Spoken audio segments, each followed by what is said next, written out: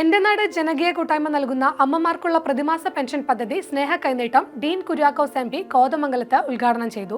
Lions club ഹാളിൽ നടന്ന ചടങ്ങിൽ എന്റെ നാട് ചെയർമാൻ ഷിബു തെക്കുംപുറം അധ്യക്ഷത വഹിച്ചു. എന്റെ നാട് കൂട്ടായ്മയുടെ ഇതുവരെ നടപ്പാക്കിയ പദ്ധതികളിൽ ഏറ്റവും ശ്രേഷ്ഠമായ പദ്ധതിയാണ് സ്നേഹ കൈനീട്ടം പദ്ധതി എന്ന് ഡീൻ പറഞ്ഞു. എന്റെ നാട് എന്നുള്ള ഈ ഒരു കൂട്ടായ്മ രൂപീകരിച്ച് അതിൻ്റെതായ തരത്തിൽ നടത്തിക്കൊണ്ടിരിക്കുന്ന ക്ഷേമ പ്രവർത്തനങ്ങളെ നേരിട്ട് കാണാൻ എനിക്ക് പല പരിപാടികളിൽ പങ്കെടുക്കാൻ അവസരം കിട്ടിയിട്ടുണ്ട്. പല ഇതുപോലെയുള്ള ചടങ്ങിൽ ഇതേ വേദിയിൽ ഞാൻ ഇതിനു മുമ്പും സംസാരിച്ചിട്ടുള്ളയാളാണ്.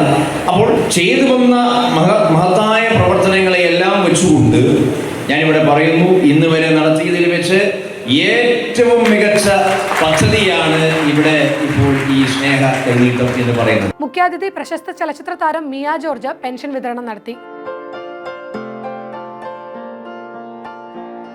നിരാലംബരായ അമ്മമാർക്ക് പദ്ധതി വലിയൊരു ആശ്വാസമാണെന്ന് മിയ ജോർജ് പറഞ്ഞു. നമ്മുടെ നാട്ടില് കോതമംഗലത്ത് ഇതേപോലെ ഒത്തിരി പേർക്ക്, ഓരോ കുടുംബങ്ങൾക്കും അല്ലെങ്കിൽ ഓരോ ആളുകൾക്കും ഹെൽപ്ഫുൾ ആയിട്ടുള്ള ഇത്തരം പരിപാടികൾ എന്റെ നാടിന്റെ ഭാഗമായിട്ട് വരുന്നതിൽ ഒത്തിരി സന്തോഷമുണ്ട്. ഒരു നാടിന്റെ വികസനം തന്നെയാണ്. ഒരുപാട് പേർക്ക് ഒരു വലിയ ആശ്വാസമാണ് ഇത്തരം ഓരോ പദ്ധതികൾ വരുമ്പോഴത്തേക്കും നടക്കുന്നത്. ഓരോ കുടുംബങ്ങളും ഓരോ വ്യക്തികളും രക്ഷപ്പെടുകയാണ്. നിരാലംബരായ ഒറ്റപ്പെട്ട് കഴിയുന്ന 101 അമ്മമാർക്കാണ് 1000 രൂപ വീതം എല്ലാ മാസവും നൽകുന്നത്.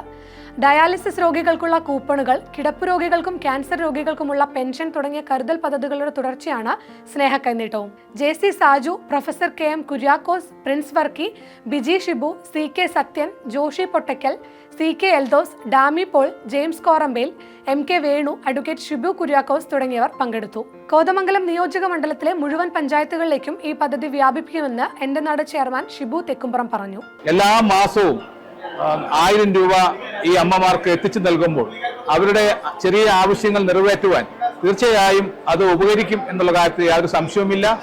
ആദ്യഘട്ടത്തിൽ 101 അമ്മമാരെയാണ് തെരഞ്ഞെടുത്തിട്ടുള്ളത്.